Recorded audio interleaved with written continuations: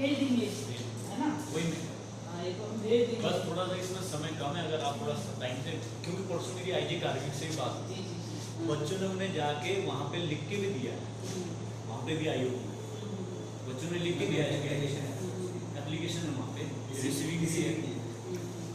और इन छात्रों को एस टी का अनुसूचित जाति का जो लाभ मिलना चाहिए, मैं एस टी कैटेगरी में तो जो आपने पहले ही मेंशन किया है कि एस टी में जो एज में रिलैक्सेशन या आपका फिजिकल में रिलैक्सेशन, हाइट वगैरह में, उसका लाभ तो एस टी को मिलना चाहिए। खासकर कमलेश भट्ट जी को बहुत ही दिल की गहराइयों से धन्यवाद देना चाहते हैं और साथ में अनुसूचित जनजाति आयोग के अध्यक्ष जी को भी तहे दिल से धन्यवाद करना चाहते हैं। इसके लिए हम आदरणीय कमलेश भट्ट और अनुसूचित जनजाति की अध्यक्ष का तहे दिल से धन्यवाद करते हैं। और नमस्कार साथियों, मैं दीवान नौटियाल और आप देख रहे हैं DCP news Uttarakhand. DCP news Uttarakhand पर आज हम बात करेंगे भाजपा के युवा नेता, पूर्व छात्र संघ अध्यक्ष और बेरोजगार संघ के अध्यक्ष रहे कमलेश भट्ट के एक और सफल प्रयासों की। जी हां साथियों, अमूमन आपने ये तो देखा ही होगा कि कमलेश भट्ट के द्वारा जिन मुद्दों को उठाया जाता है उनको अंजाम तक पहुंचाने का भी भरसक प्रयास किया जाता है। हम ये नहीं कह सकते कि हर मुद्दे को अंजाम तक पहुंचाया जाता है, लेकिन हाँ, हम ये जरूर कह सकते हैं कि जितने मुद्दे उठाए जाते हैं उन पर कुछ ना कुछ निष्कर्ष जरूर निकाला जाता है। फिर चाहे आप पीछे हुई फॉरेस्ट गार्ड भर्ती प्रक्रिया में एजुकेशन क्वालिफिकेशन को लेकर उनकी मांग हो, जिसको लेकर कि बाद में उसे स्वीकार किया गया, या फिर हम कोटा तपलार की उस बालिका के लिए न्याय की बात करें जो डीवीएस कॉलेज की जर्जर हो चुकी दीवार के कारण अपनी जान गंवा बैठी, लेकिन हम उसकी जान तो नहीं लौटा पाए, लेकिन कमलेश भट्ट के अथक प्रयासों से उस परिवार को एक रोजगार जरूर मिल पाया।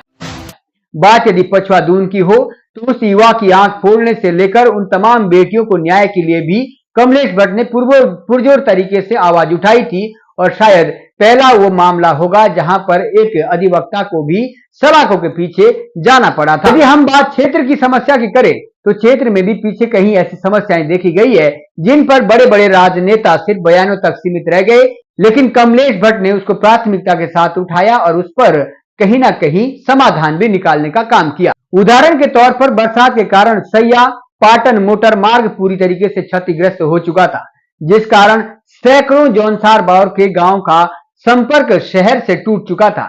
लेकिन कमलेश भट्ट ने तत्काल मामले को संज्ञान में लिया और शायद पहली बार संबंधित विभाग के उच्च अधिकारियों को मौके पर आकर उस मार्ग को चालू करना पड़ा।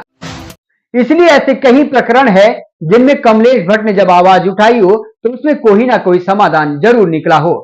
अगर हम बात इसी भर्ती प्रक्रिया की जाए, उप निरीक्षक भर्ती 2024 की, इसको लेकर भी जब युवा कमलेश भट्ट के पास पहुंचे तो कमलेश भट्ट ने प्राथमिकता के साथ उनकी समस्या को उठाया, एसटी आयोग से लेकर तमाम विभागों के सामने इस समस्या को रखा और फाइनली धन्यवाद देना चाहिए तमाम विभागों का और एसटी आयोग की अध्यक्षा महोदय का, जिन्होंने इस मामले को संज्ञान में लेते हुए उन युवाओं को राहत देने का काम किया। इसलिए हम कह सकते हैं कि बेशक कुछ राजनेताओं के लिए भीड़ मायने रखती होगी, लेकिन कमलेश भट्ट के लिए समस्या मायने रखती है, और समस्या फिर चाहे एक व्यक्ति से जुड़ी हुई हो या फिर सैकड़ों लोगों से जुड़ी हुई हो, क्योंकि रोजी रोटी का सवाल तो हर किसी के लिए महत्वपूर्ण होता है। और इसकी पीड़ा का अंदाजा आप उन युवाओं से जान सकते हैं जो युवा मायूस होकर वहां से लौट रहे थे, जो युवा कई सालों की तपस्या के बावजूद इस उम्मीद से उस भर्ती में सम्मिलित हो रहे थे कि शायद फ्यूचर उनका इस भर्ती प्रक्रिया के माध्यम से इंतजार कर रहा होगा। लेकिन शायद इस समस्या पर नेताओं की नजर इसलिए भी ना गई हो क्योंकि यहाँ भीड़ तो नहीं थी जो सोशल मीडिया पर उन्हें टीआरपी दे सके। हाँ, जरूर किसी के रोजी रोटी से जुड़ा हुआ ये बेहद ही महत्वपूर्ण मुद्दा था, और इसलिए पूर्व बेरोजगार संघ के अध्यक्ष कमलेश भट्ट के द्वारा इस मुद्दे को प्राथमिकता के साथ उठाया गया और इसका समाधान भी निकाला गया। नतीजा कि इसके बाद जो भी युवा इस फिजिकल भर्ती प्रक्रिया में सम्मिलित हुए हैं उन्हें एसटी का लाभ दिया गया है, और इसलिए उनकी खुशी का अंदाजा हम इन प्रतिक्रियाओं से भी लगा सकते हैं जो सोशल मीडिया के माध्यम से हम आप सभी तक पहुंचा रहे हैं। तो चलिए पहले जानते हैं कमलेश भट्ट जी क्या कुछ कह रहे इस पूरे प्रकरण के बारे में, और उसके बाद आपको सुनाते हैं सोशल मीडिया के माध्यम से जो युवाओं की प्रतिक्रिया सामने आ रही है, किस तरीके से वो खुशी जाहिर कर रहे हैं और उन खुशी के साथ ही धन्यवाद व्यक्त कर रहे हैं भाजपा के युवा नेता कमलेश भट्ट का। सीधा ले चलते हैं खास प्रतिक्रिया में। आज हम हरिद्वार फिजिकल देने आए थे। जो पहले अनुसूचित जनजाति के बच्चों को बाहर किया जा रहा था, आज सबको मौका मिला है।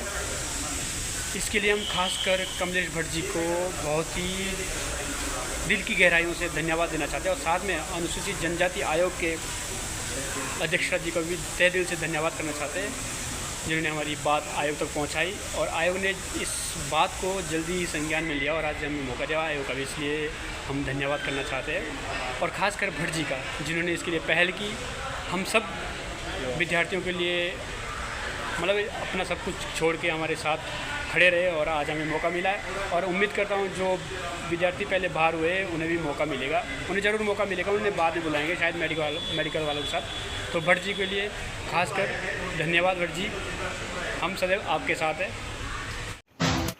मैं प्रवीण आज हरिद्वार फिजिकल देने गया था।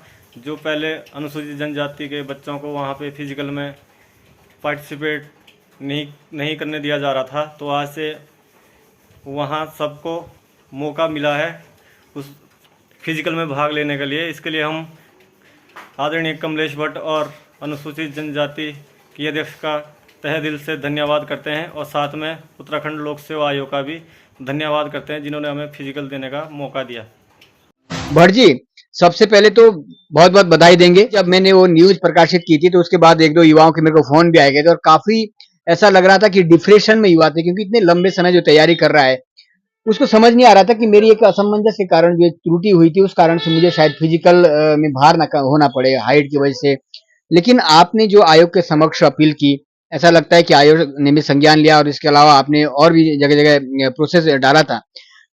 कैसा फील कर रहे हैं और किस तरीके का ये पूरा प्रोसेस था जो आपने किया युवाओं के लिए? देखिए, हम पूर्व में भी जब भी कोई, चाहे वो जनजाति छात्रों की बात हो या उत्तराखंड में पूर्व में भी कहीं भर्ती आई, चाहे वो फॉरेस्ट गार्ड की भर्ती हो, उद्यान विभाग की भर्ती हो, तमाम भर्तियों में इस तरह की कहीं कहीं दिक्कतें आती थी।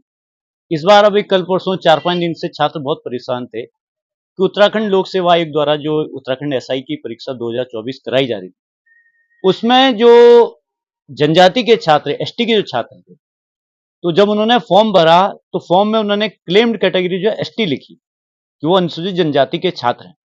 लेकिन उसी में एक नीचे क्लॉज था जिसमें उनको ये कहा गया था कि आपको फिजिकल में जो आपकी हाइट है या चेस्ट मेजरमेंट में आपको रिलैक्सेशन चाहिए। तो छात्रों ने सोचा कि जब हमने एसटी कैटेगरी में क्लेम्ड कर दिया है तो हमें ऑलरेडी रिजर्वेशन के अकॉर्डिंग जो भी लाभ मिलना है, जो बेनिफिट्स मिलने हैं, वो हमें मिलेंगे। लेकिन कहीं ना कहीं इस बार जो नई लाइन ऐड करी गई उसके कारण कई छात्रों ने नो टिक कर दिया, जिसके कारण कई छात्र जो हैं वो जो हैं उनको फिजिकल में जब उनकी हाइट पूरी नहीं हुई तो उनको बाहर कर दिया गया। और इस कारण जो है छात्र बहुत परेशान थे कि हम अनुसूचित जनजाति के होते हुए भी हमें लाभ नहीं मिल रहा है। तो जब वो मेरे पास 4-5 दिन पहले आए तो हमने कई जगह बात करी। जैसे हम पुलिस विभाग के जो आईजी कार्मिक है, हम उनसे मिले, हमने वहां पर भी शिकायत दर्ज कराई और उन्होंने ही माना कि जो अनुसूचित जनजाति का छात्र है, अगर वो एसटी का छात्र है तो उसे जो रिजर्वेशन, जो बेनिफिट्स एसटी के मिलने चाहिए, उस पर उसका अधिकार है। और उन्होंने हमें भी आश्वस्त किया कि हम आगे जो है आयोग से ही बात करेंगे और शासन में भी आपकी जो शिकायत है उसको भेजेंगे। उसके बाद जब हम जिसके लिए, जो हमारे जनजाति के संरक्षण के लिए विशेष सरकार ने बनाया है जनजाति आयोग, हम उस जनजाति आयोग में गए। वहां जो अध्यक्षा हैं लीलावती राणा जी, उनसे मुलाकात करी, छात्र भी थे। हमने उनके सम्मुख जब अपनी समस्या रखी, छात्रों की समस्या रखी, तो उन्होंने भी संज्ञान लेते तत्काल ही जो यूके पीसीएस के पीएससी के यूके पीएससी के जो सचिव हैं उनको फोन किया, उनसे फोन पे वार्ता की और उन्होंने भी माना कि हाँ, वाकई में इसमें थोड़ी कहीं ना कहीं छात्रों में असमंजस की स्थिति रही और उन्होंने कहा हम इसको तुरंत ही हल करेंगे। और आज जब छात्र वहां पर गए, फिजिकल के लिए गए, तो जो छात्रों ने, जिन्होंने गलत भी टिक किया था, उनको भी आज अवसर मिला। और जो छात्र पहले बाहर हुए हैं, कहीं ना कहीं उनके लिए भी बात हुई है कि उनको भी आने वाले दिनों में मुझे लगता है आयोग जो है कोई ना कोई डेट देगी, उनको भी मौका मिलेगा। और आप देखिए, कोई उत्तराखंड में भर्ती आती है तो एक छात्र जो है कई सालों से उसकी मेहनत तैयारी करता है, फिजिकल है, रिटन एग्जाम है, कोचिंग है। और हमारे जो जनजाति के छात्रों ज्यादातर पहाड़ी क्षेत्र में बड़े आर्थिक रूप से भी सक्षम नहीं होते, किन कठिन परिस्थितियों में उनके माँ बाप उनको पढ़ने के लिए भेजते हैं, और बच्चा मेहनत करता है, और जब उसको अवसर जो मिलना होता है जिसके लिए वो दिन रात कठिन, चाहे वो शारीरिक रूप से उसके लिए मेहनत करता है या मानसिक रूप से, बौद्धिक रूप से उसके लिए मेहनत करता है, लेकिन जब वो अवसर उसके हाथ से जाता है वो दिखता है तो उसमें बड़ी हताशा होती है। तो आज कई छात्रों के मुझे फोन आए, जब उनको वहां फिजिकल मौका दिया, उन्होंने कहा हमें आज मौका मिला है और इसमें आपका बहुत योगदान है। उन्होंने मुझे बहुत धन्यवाद भी कहा। इतना जल्दी आयोग संज्ञान लेगा, आयोग आगे इंफॉर्मेशन करेगा, आपको उम्मीद थी कि युवाओं को इतना जल्दी मौका मिल पाएगा? क्योंकि 27 तारीख लास्ट शायद फिजिकल की जो प्रक्रिया है वो होनी थी। देखिए, आपने जो बात कही, कुछ लोग जो हैं 2-3 सालों में ही सोचें कि हम सारा अनुभव प्राप्त कर लें। आप ये सोचें कि मैं 2005-6 में अध्यक्ष रहा और 2005-6 से जो भी भर्ती आई होगी, जहां भी छात्रों को समस्या आई होगी, और जिस चीज में हमने काम किया, हम खाली फेसबुक में एक पोस्ट डालने तक सीमित नहीं रहते। आप मैंने को देखना कि मैंने कोई भी अगर बच्चा मेरे पास आया होगा तो मैं सिर्फ ये नहीं कि फेसबुक में पोस्ट डाल दूं, हम उसके लिए संघर्ष करते हैं, उस बच्चे को न्याय दिलाने के लिए जिस स्तर तक भी हमसे होता है हम प्रयास करते हैं। और शायद यही कारण है कि जब फॉरेस्ट गार्ड की भर्ती आई तो आप सोचिए कि उत्तराखंड के जितने आर्ट्स के विद्यार्थी थे सबको बाहर कर दिया था, वो फॉर्म भी नहीं भर पा रहे थे। और हमने भर्ती का जब कहीं ना कहीं विज्ञापन भी जारी हो गया, उसके बाद भी उसका पूरा नियमावली चेंज कराई, आर्ट्स के विद्यार्थियों को मौका दिलाया। उद्यान विभाग में उन्होंने कह दिया था कि भाई इसमें जो है जो डिग्री कॉलेज से बीएससी वाले सीबीजेड के छात्र फॉर्म भी नहीं भर सकते, तो उन्होंने उसके लिए बीएससी एग्रीकल्चर ऐसी एलिजिबिलिटी क्राइटेरिया रख दिया, जिसमें उत्तराखंड का जो गवर्नमेंट डिग्री कॉलेजों में डिग्रियां लेता है वो छात्र उसको फॉर्म भरने के लिए भी उन था। लेकिन हमने आंदोलन किया, उन छात्रों को भी अवसर मिला। आप उत्तराखंड के तमाम आंदोलन आप देखिए जिसमें हमने हाथ डाला, कहीं ना कहीं सफलता मिलती है। क्यों? क्योंकि संघर्ष करना पड़ता है। बिना संघर्ष के खाली लिखने से या खाली वैसे ही करने से मुझे लगता है कि सफलता नहीं मिल सकती। और कहीं ना कहीं ये लोगों का वो भी है, विश्वास भी है कि जब भी कोई किसी को समस्या होती है तो छात्र हम पे जरूर पहुंचता है। आप विकास नगर का ही मामला ले लीजिए, जब उस लड़के की आंख फोड़ी गई तो हमने जब तक उन लोगों को सजा ना दिलवाई, उनपे ऐसी धाराएं ना लगवाई, कठोरतम कार्रवाई जब तक उन पे हम पीछे नहीं हटे। इससे पूर्व में भी आप मामला देख लीजिए, एक जौनसारी बेटी थी, उसको एक वकील द्वारा षड्यंत्र के तहत उसको कहीं वो कर दिया गया, तो हमने उस वकील को भी, पहली बार किसी वकील को भी जेल हुई। अभी कल ही परसों की बात थी कि आपके सरना के गांव के एक एक्सीडेंट हुआ था जुड्डो के पास, वो जो उधम सिंह नगर वाला लड़का था वो भाग गया था।